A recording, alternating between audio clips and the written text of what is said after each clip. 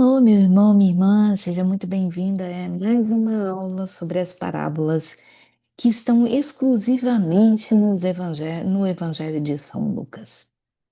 Vamos ah, pedir a Deus que nos conceda ouvidos que saibam ouvir, e um coração que tenha espaço para acolher tudo aquilo que Ele tem a partir daquilo que Lucas registrou.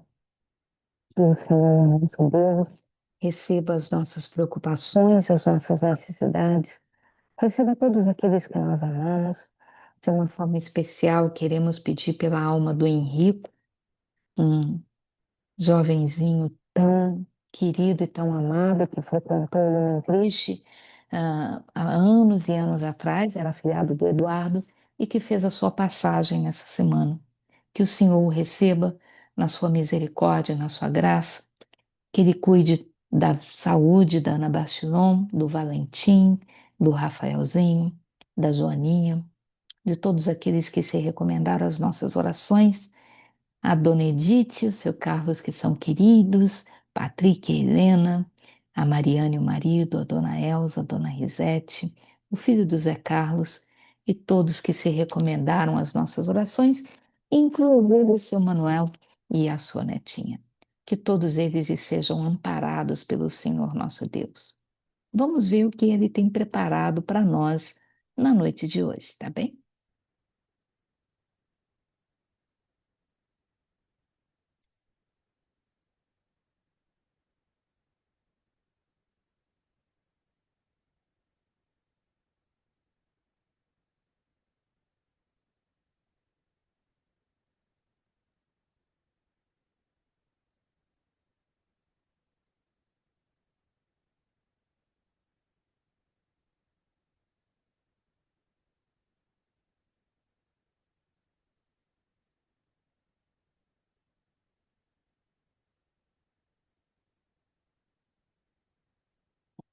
E- Então, vamos lá.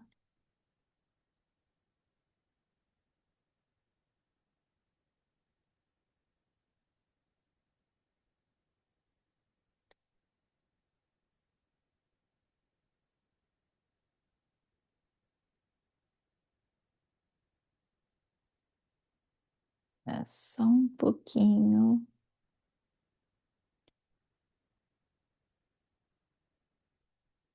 Preciso ajeitar o arquivo.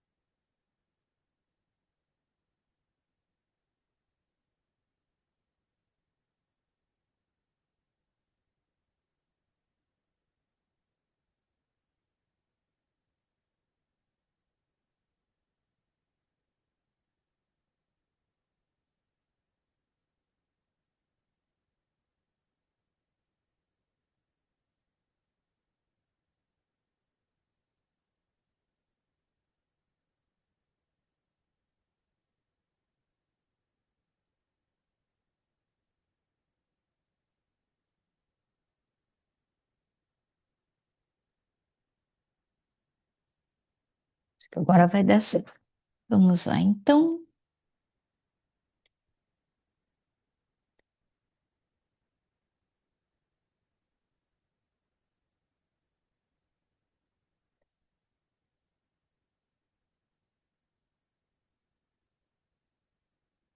Perfeito. Nós estamos vendo então as parábolas de São Lucas, que a gente só encontra no Evangelho de Lucas. Essa é a nossa terceira aula sobre essas palestras. Que é a terceira aula, porque Lucas foi o autor bíblico que mais escreveu parábolas de Jesus. Nós já vimos 8 delas. Nós já estamos na metade do caminho, porque ele escreveu 16, fora ainda as que são repetidas no Evangelho de Mateus. Nós hoje então começaremos com o rei guerreiro e veremos até onde conseguimos chegar na nossa jornada pelas parábolas de São Lucas.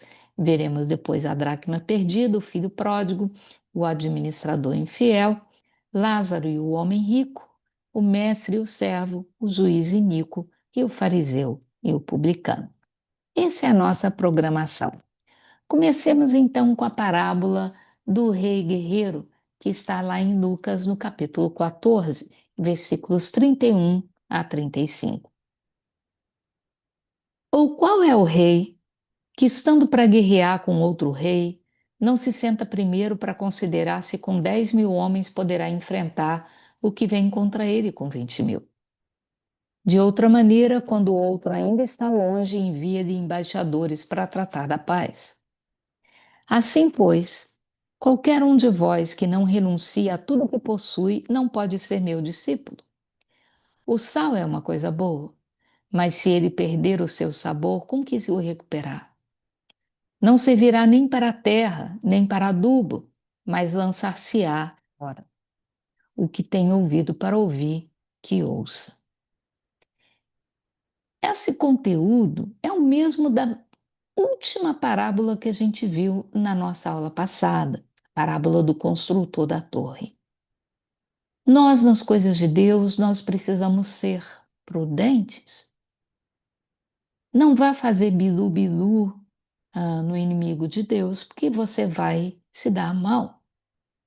Você não pode sair em guerra com o inimigo se você não sabe que tem certeza de que vai ganhar. Então não pense que você está forte o suficiente para poder cometer certos exageros por aí. Um alcoólatra jamais pode ir passar uma tardezinha numa happy hour com os amigos com quem ele costumava beber antes, porque sabe que não vai conseguir se controlar e se conter e vai acabar bebendo junto. Então, seja prudente nas coisas. Dê os seus passos com firmeza na fé. A obra de Deus, ela não pode ser improvisada. Você não pode ser meio de Deus e meio não de Deus. Você tem que pesar na balança. O prazer que o pecado te dá é maior do que a bênção de estar com Deus? É isso que você tem que examinar, meu irmão. Não saia em batalhas que você vai ser derrotado. Não demonstre excesso de autoconfiança. Se você é de Deus, você não precisa ter medo de nada. Mas não pense que você pode brincar com a escuridão de vez em quando.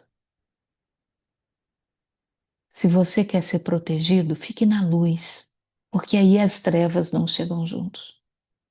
A melhor forma de você combater o inimigo de Deus é estar muito próximo do Senhor. Que onde Deus está, não há sombra. Ele é a luz do mundo. Então, cuidado. Se prepare para as coisas de Deus. Não faça as coisas de Deus no improviso. Se você é chamado a dar uma palestra, Deus pode ter colocado ali para te ouvir alguém que pode fazer a diferença na vida dessa pessoa. Escutar a palavra que você tem que dizer. E se você não se preparou para dizer, é mais uma alma perdida, porque talvez essa pessoa não dê outra chance para Deus. Então nós precisamos ser precavidos e buscarmos sempre estarmos melhorando. Renuncia à tua vida passada. Abraça a luz e deixa a treva de lado. Mas quando você vier para a luz, seja da luz. Não seja mais ou menos. Não seja de vez em quando. Seja de Deus. Você não vai se arrepender. A parábola da dracma perdida é uma uma parábola que eu gosto bastante, porque tem tanto de nós nessa parábola tão curtinha de Jesus. Olha só. Ou qual é a mulher que, tendo 10 dracmas e perdendo uma delas, não acende a lâmpada, varre a casa e a busca diligentemente até encontrá-la? E, tendo-a encontrado, reúne os amigos e vizinhos, dizendo: Regozijai-vos comigo, achei a dracma que tinha perdido. Digo-vos que haverá júbilo entre os anjos de Deus por um só pecador que se arrependa. Meus irmãos, a mensagem dessa parábola é a mesma da parábola da ovelha perdida. Essa viúva tinha 10 dracmas, só perdeu uma. Ela podia ter pensado, eu ainda tenho 9. Mas tal como para o pastor 99 não servia, nós também não podemos desistir daquelas pessoas, daquelas ovelhas que Deus colocou no nosso caminho. Se elas se desviam, se elas estão perdidas, nós precisamos fazer o que é possível e impossível para trazê-las de volta. Não que a gente tenha o direito de obrigar a pessoa a ser de Deus, mas a gente tem a obrigação de tentar mantê-la dentro do rebanho. Porque Jesus morreu por aquela pessoa. Não podemos deixar que ela seja a ovelha perdida ou a dracma que a gente desistiu. Às vezes, essa pessoa está passando por uma situação de problema e quando ela some do grupo ou da missa e ninguém nota, e ninguém vai, e ninguém procura, ela pode chegar a pensar: ninguém liga para mim, eu não faço falta, então para que que eu vou? Não, acende a lâmpada, procura a dracma, faça questão daquela centésima ovelha para você entregá-la para Deus. E quando ela voltar, se alegre pela volta dela, festeje, convide os amigos. Por quê? Porque é mais uma alma que entra nos céus, mais uma morada para fazer. E isso vai deixar o nosso Deus muito feliz. A parábola mais famosa de São Lucas é a parábola do filho pródigo, que a gente encontra no capítulo 15 do Evangelho de Lucas. E diz assim: Disse também: Um homem tinha 2 filhos. O mais moço disse a seu pai: Meu pai, dá-me a parte da herança que me toca. O pai então repartiu entre eles os haveres. Poucos dias depois, ajuntando tudo o que lhe pertencia, partiu o filho mais moço para um país muito distante e lá dissipou a sua fortuna, vivendo dissolutamente. Depois de ter esbanjado tudo, sobreveio àquela região uma grande fome e ele começou a passar penúria. Foi pôr-se a serviço de um dos habitantes daquela região, que o mandou para os seus campos guardar os porcos. Desejava ele fartar-se com vagens que os porcos comiam, mas ninguém lhes dava. Então, entrou em si e refletiu: quantos empregados há na casa de meu pai, que tem pão em abundância, e eu aqui estou a morrer de fome. Levantar-me-ei, e irei a meu pai e dir-lhe-ei: Meu pai, pequei contra o céu e contra ti. Já não sou digno de ser chamado teu filho. Trata-me como a um dos teus empregados. Levantou-se, pois, e foi ter com seu pai. Estava ainda longe, quando seu pai o viu, e, movido de compaixão, correu-lhe ao encontro, dançou-se-lhe ao pescoço e o beijou. O filho lhe disse então: Meu pai, pequei contra o céu e contra ti. Já não sou digno de ser chamado teu filho. Mas o pai falou aos servos: Trazei-me depressa a melhor veste e vestilha. e ponde-lhe um anel no dedo e calçado nos pés. Trazei também um novilho gordo e matai-o. Comamos e façamos uma festa. Esse meu filho estava morto e reviveu. Tinha se perdido e foi achado. E começaram a festa. O filho mais velho estava no campo. Ao voltar-se e aproximar-se da casa, ouviu a música e as danças. Chamou um servo e perguntou-lhe o que havia. Ele lhe explicou: Voltou teu irmão, e teu pai mandou matar um novilho gordo porque o reencontrou são e salvo. Encolerizou-se ele e não queria entrar, mas seu pai saiu e insistiu com ele. Ele então respondeu ao pai: Há tantos anos te sirvo, sem jamais transgredir ordem alguma tua, e nunca me deste um cabrito para festejar com os meus amigos. E agora que voltou esse teu filho, que gastou os teus bens com as meretrizes, logo lhe mandaste matar um novilho gordo. Explicou-lhe o pai: Filho, tu estás sempre comigo, e tudo o que é meu é teu. Convinha, porém, fazermos festa, pois esse teu irmão estava morto e reviveu. Tinha se perdido e foi achado. Ora, meus irmãos, podemos passar o resto da noite só nessa parábola e ainda teremos assunto. O homem tinha 2 filhos. Tudo na criação de Deus é dual, bem e mal, vida e morte, bom e mal, santo e pecador, luz e trevas, né? Existe sempre as 2 faces da moeda, para que a gente possa escolher. Se só existisse uma face, nós diríamos para Deus: o Senhor nos controla, a gente não tem opção. Mas Deus permite que a gente tenha opção. O filho mais novo pediu a herança para o seu pai e foi embora e gastou tudo. Quantos de nós também não recebemos de Deus tanta coisa e dissipamos tudo? Nos servimos de Deus e esquecemos dele depois. Ora, esse rapaz, enquanto tinha dinheiro, tinha amigos e tinha fartura.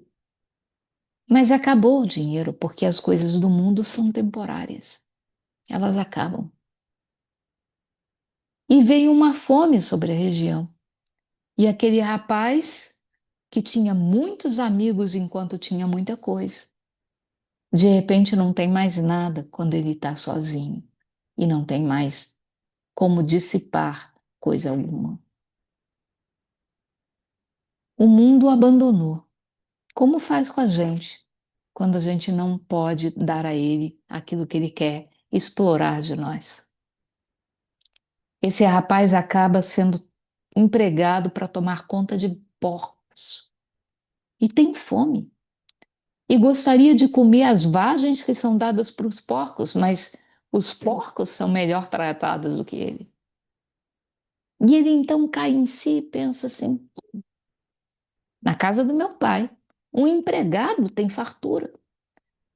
Se eu tenho que ser empregado, por que não na casa do meu pai, onde pelo menos eu vou receber pão todo dia para comer? E ele volta para casa. Ele não volta para casa porque está arrependido de ter dissipado os bens do seu pai.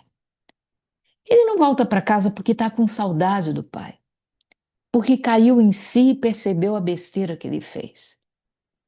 Ele volta para casa interessado naquilo que o pai pode dar. E quantas vezes nós vivemos exatamente essa situação na igreja? Fala que vai fazer um retiro de formação para você conhecer melhor a Deus. 2 ou 3 gatos pingados vão aparecer. Fala que você vai fazer um retiro de cura. Vai lotar. porque as pessoas estão muito mais atrás daquilo que Deus pode fazer por elas do que aquilo que elas podem ser, sendo de Deus. É tão simples quanto isso. Ele ensaia um discurso para dizer para o pai. E ele ensaia dizer para o pai três coisas. Primeiro, pai, pequei contra o céu e contra ti. Segundo, já não sou digno de ser chamado teu filho. Terceiro, trata-me como a um dos teus servos.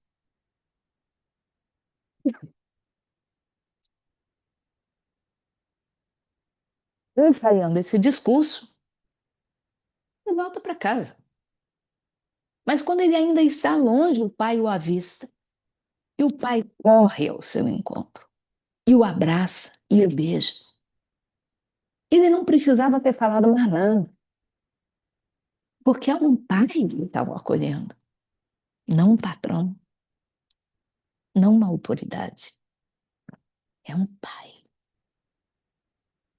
E a alegria do pai de ver o filho voltar são para casa é incomensurável. Esse rapaz não precisava ter dito nada do discurso que ele ensaiou. Mas ele faz questão de dizer. Então ele abre a boca e diz para o seu pai: Pai, pequei contra o céu e contra ti. Já não sou digno de ser chamado teu filho. E, e nada. Acabou aí. Cadê a terceira coisa? Cadê o trata-me como um dos seus servos? E nem a gente, quando está na pior, promete mundos e fundos para Deus. E quando Ele nos tira da lama e nos põe de pé outra vez, a gente se esquece daquilo que tinha prometido. Mas nem assim Deus nos bota para fora. Ele está feliz por a gente ter estar de volta. Manda colocar roupa, sandália nos pés, um anel no dedo, símbolo de dignidade. Esse rapaz é acolhido como filho. A parte da herança ele já gastou. E, no entanto, o pai não diz: aqui não é mais teu lugar. Ele o acolhe, porque o coração do pai, pois é. E começa uma festa para celebrar o retorno do filho mais novo. E começa aí a história do filho mais velho, que está se aproximando da casa e ouve o barulho. E pergunta para um servo: o que é que está acontecendo? E o servo diz: teu irmão voltou e teu pai ficou tão feliz por vê-lo de volta que ah, fazendo uma festa, mandou matar um novilho gordo para ele. O filho se recusa a entrar.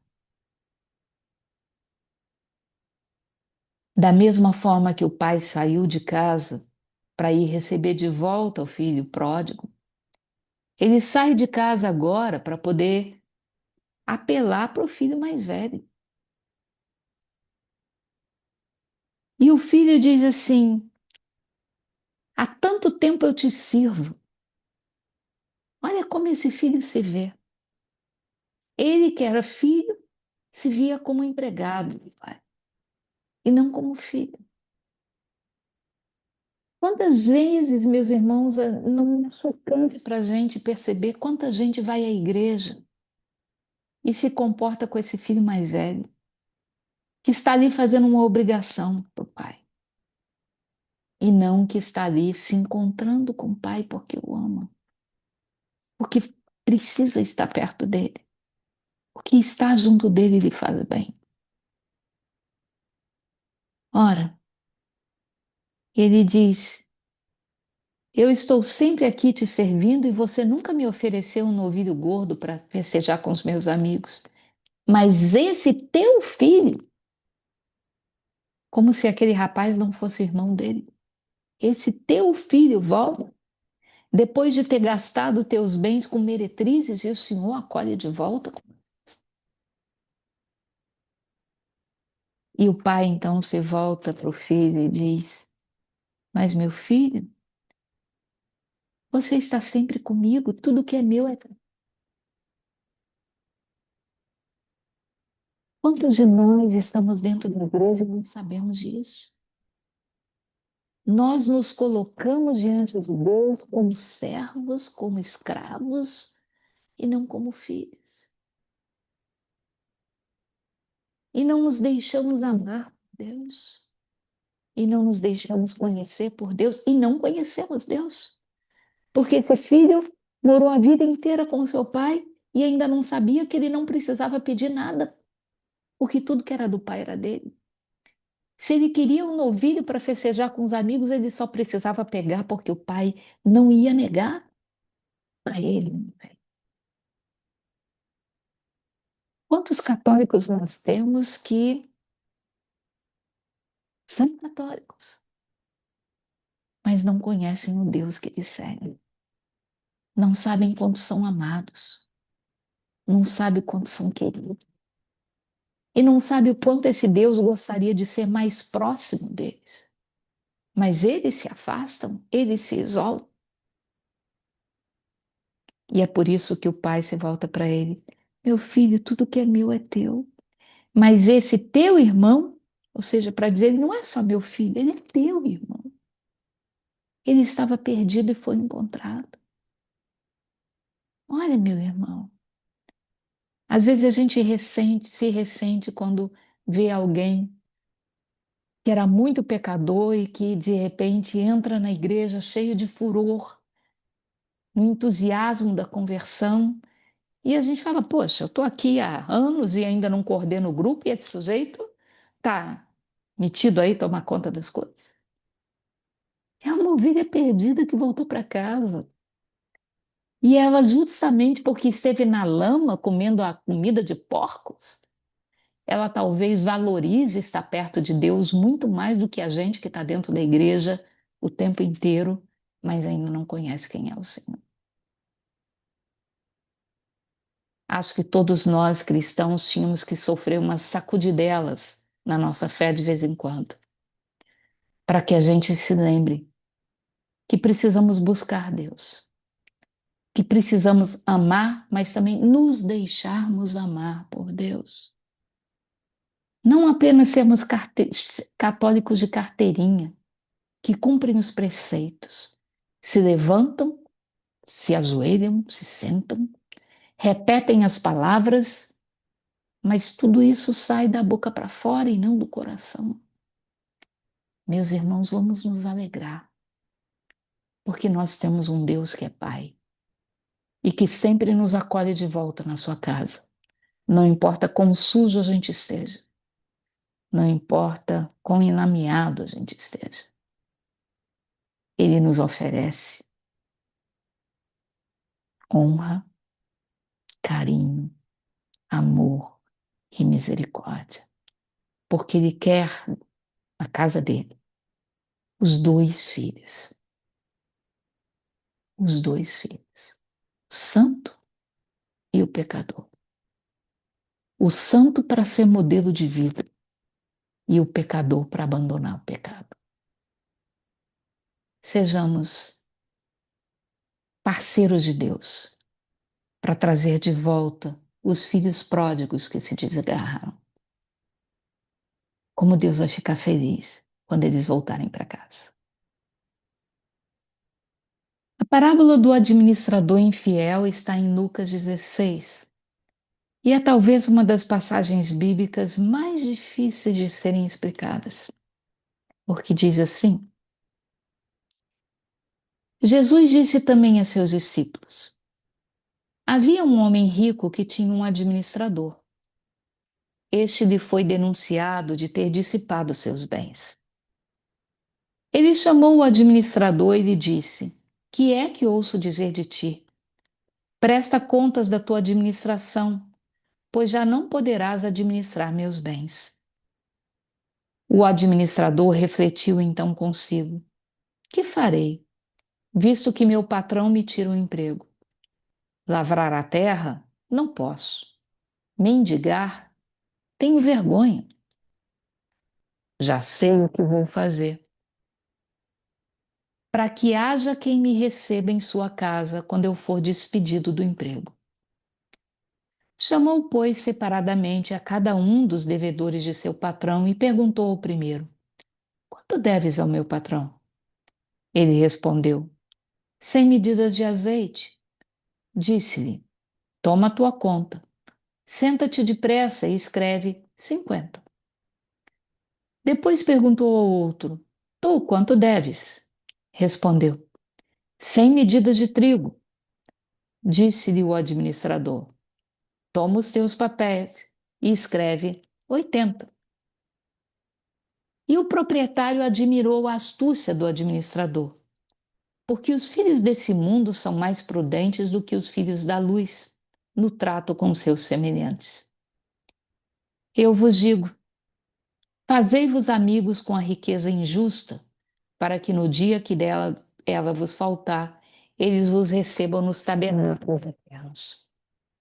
Aquele que é fiel nas coisas pequenas, será também fiel nas coisas grandes. E quem é injusto nas coisas pequenas, sê-lo-á também nas coisas grandes. Se, pois, não tiverdes sido fiéis nas riquezas injustas, quem vos confiará as verdadeiras? E se não fosses fiéis no alheio, quem vos dará o que é vosso? Nenhum servo pode servir a dois senhores, ou há de odiar a um e amar o outro, ou há de aderir a um e desprezar o outro. Não podeis servir a Deus e ao dinheiro. Ok, vamos destrinchar essa parábola então. Todos nós um dia precisaremos prestar contas a Deus dos talentos que nós recebemos. Ele nos confiou esses talentos para que a gente faça do mundo um lugar melhor para viver. Mas, segundo essa parábola, esse administrador, que podemos ser nós, é injusto e acaba sendo denunciado. E o Senhor, chamá-lo para prestar contas, diz: presta conta, porque você já não vai mais ser meu administrador. Esse administrador, então, procura uma alternativa para continuar a se dar bem depois que ele tiver perdido o cargo que ele hoje possui. Lavrar a terra ele não pode. Mendigar ele tem vergonha. Então o que ele faz? Ele chama aqueles que devem ao seu senhor. Ora, ele implementa um plano. Quem devia 100, ele manda riscar o papel e escrever 50. Quem devia 100 barris, manda riscar e escrever 80. Essa dívida não era para com ele, era para com o seu senhor. E é exatamente isso que o mundo faz conosco. O mundo quer continuar a pecar. E, para se dar bem, o que ele faz? Ele chama todos nós que estamos ali lutando para nos livrarmos do pecado e tenta nos convencer de que a nossa dívida não é tanto assim. Ah, que isso? Isso não é mais pecado, todo mundo faz. Isso aí é uma ideia retrógrada da igreja que está querendo que você não viva a sua vida, seja feliz, vá lá, curte a vida. Isso não é pecado, é normal. É isso que o mundo quer nos ensinar, que nem esse administrador. Você não deve 100, você deve só 50. Você não deve 100, você deve só 80. Só que a dívida é com o senhor, não é com o administrador. E se o administrador pensou que estava enganando Deus, ele não engana Deus. Deus sabe exatamente o que está sendo feito. Mas aí vem a parte difícil de ser explicada. Porque Jesus, na parábola, diz que o proprietário admirou a astúcia do administrador. Porque os filhos do mundo são mais prudentes do que os filhos da luz. Ora, Prestem bem atenção. Em nenhum momento Jesus está elogiando o pecado cometido pelo administrador ou o truque dele. Está admirando o fato dele ter usado a inteligência para se dar bem.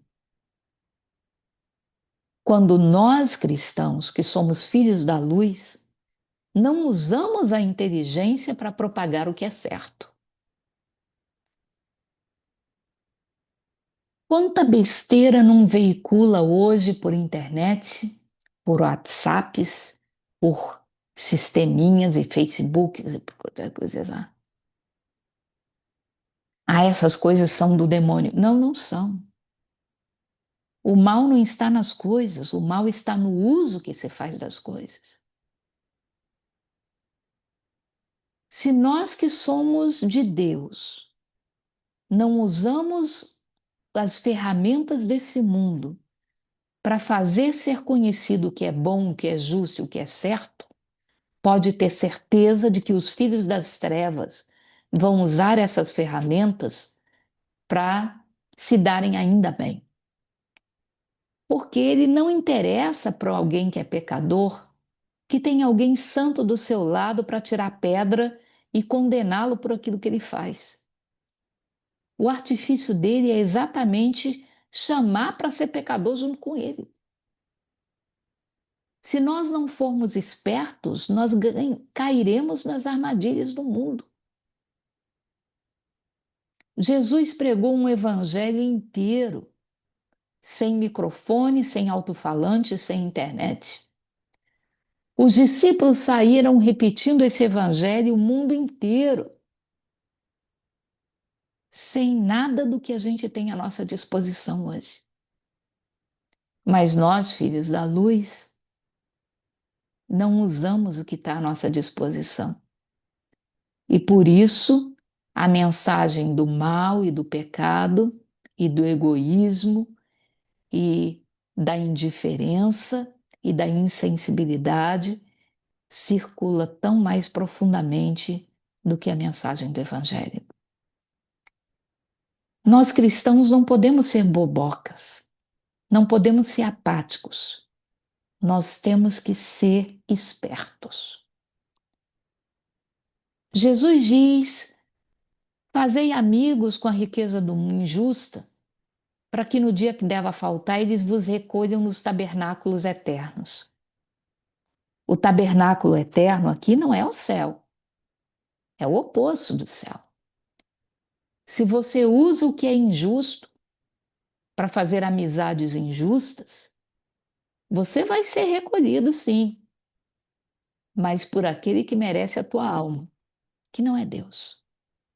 Em nenhum momento Jesus diz que essa pessoa vai para o tabernáculo eterno, que é o céu. Então, meus irmãos e minhas irmãs, nós precisamos estar mais atentos e precisamos colocar o valor aonde está o nosso coração e não nas coisas desse mundo. O poder, a riqueza, o dinheiro. Não podemos servir a dois senhores. Não podemos ficar em cima do muro, meio lá e meio cá. Ora, se nós não sabemos usar bem os dons que Deus nos confiou nesse mundo, que são poucos, como Ele pode nos confiar o ilimitado que é o céu? Então, saibamos merecer entrar no céu. Esse é o recado de São Lucas, o de Jesus nessa parábola.